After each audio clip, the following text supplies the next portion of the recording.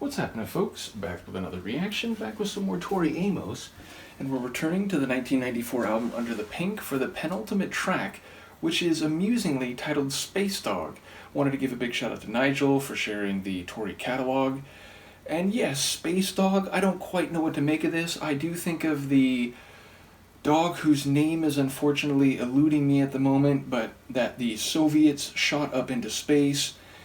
And so I suppose it could be a more literal rendering of the phrase. I guess that would make more sense than anything, but having said that, I'm not sure what that might provide for an entire song's themes. Nevertheless, I will just say it's an interesting juxtaposition, not two words that you normally see put together like this. I'll see what I can pick up on a first listen. This is Tori Amos, the track is Space Dog, and it's from her 1994 album Under the Pink.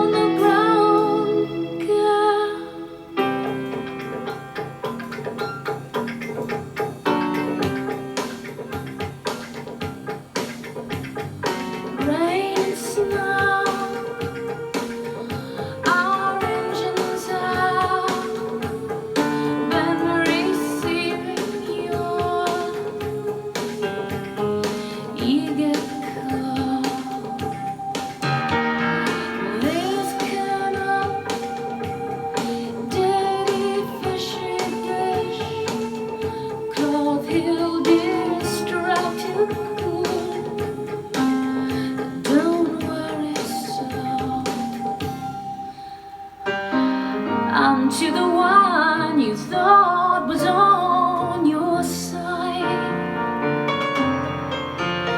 She can't understand, she truly believes the lie.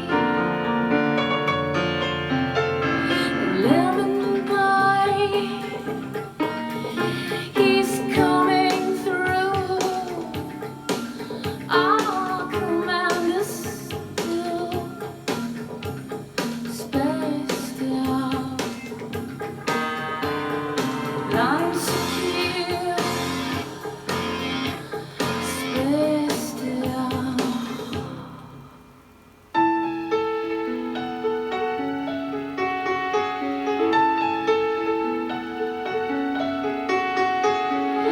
Deck the halls, I'm young again, I'm you again.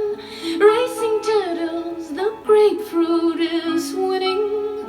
Seems to keep getting this story twisted, so is Neil when you need him. Deck the halls, it's you again, it's you again. Somewhere someone must know the ending. Is she still pissing in the river now? Had she gone, moved into a trailer park?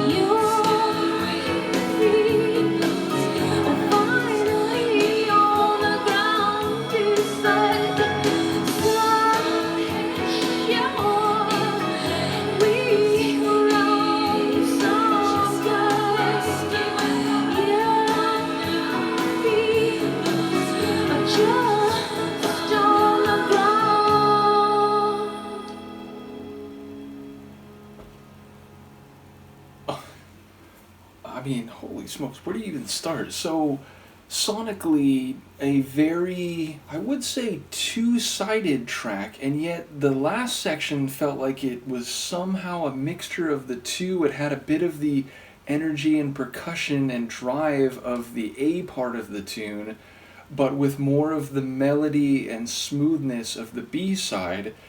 And yet it also had layered vocals, I think, from Tori, so it was sort of just its own C section at the same time. Either way, there's lines that had me wondering whether we are actually talking about a dog in space, the idea of an engine not working anymore and, sending messages to someone who can't respond to them.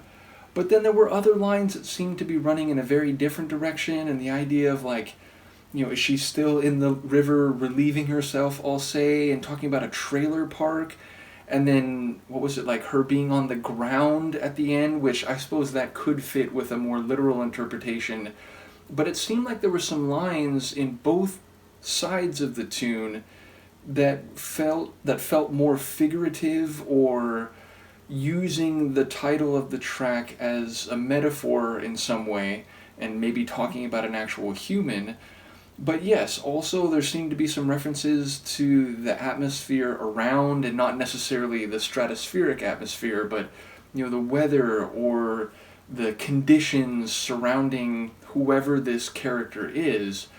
Definitely great vocals from Tori again. Less, let's say, vulnerable and breathy right up on the mic, so it felt a bit more traditional in the singing, which, that's a big stretch to use the word traditional, but it felt a little less right in front of you compared to some of her other vocal delivery. Definitely the contrast between the two major sections was interesting, because the first time it transitioned, I was wow, this almost feels like a different tune.